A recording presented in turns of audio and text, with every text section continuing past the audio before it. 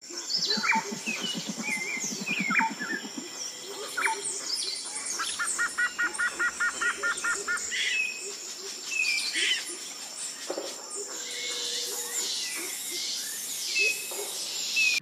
তোমাদেরকে নিয়ে যাব ঝাড়খণ্ডের পরেশনাথ পাহাড়।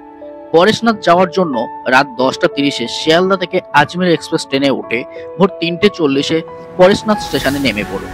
তারপর স্টেশনের বাইরে থেকে একটা গাড়িতে উঠে পরেশনাথ পাহাড়ের উদ্দেশ্যে রওনা দিন। চলো আজ তোমাদেরকে পরেশনাথের কিছু কাহিনী শোনাই।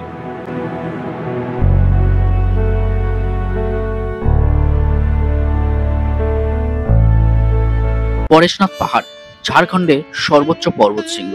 এটি গিরিডি জেলায় অবস্থিত।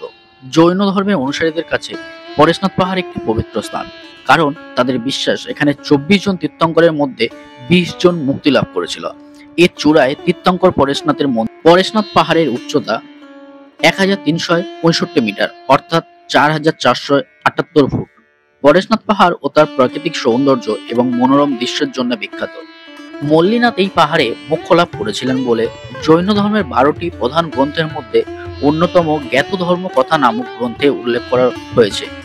দ্বাদশ শতাব্দীতে রচিত পার্শ্বনাথের জীবনী পার্শ্বনাথ চরিত গ্রন্থেও এই পাহাড়ের উল্লেখ রয়েছে। পাহাড়ের শিখরে দক্ষিণ দিকে জল মন্দির নামক একটি সুন্দর কারুকার্যময় মন্দির রয়েছে।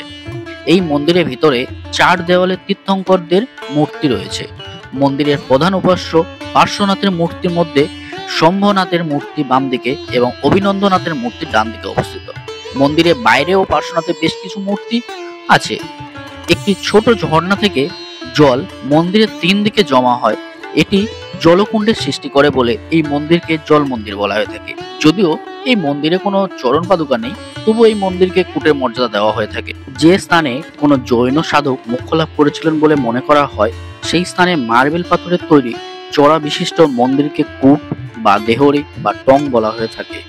শিখরের বিভিন্ন চূড়ায় প্রায় 9 কিলোমিটার বিস্তৃত 31টি কূট অবস্থিত।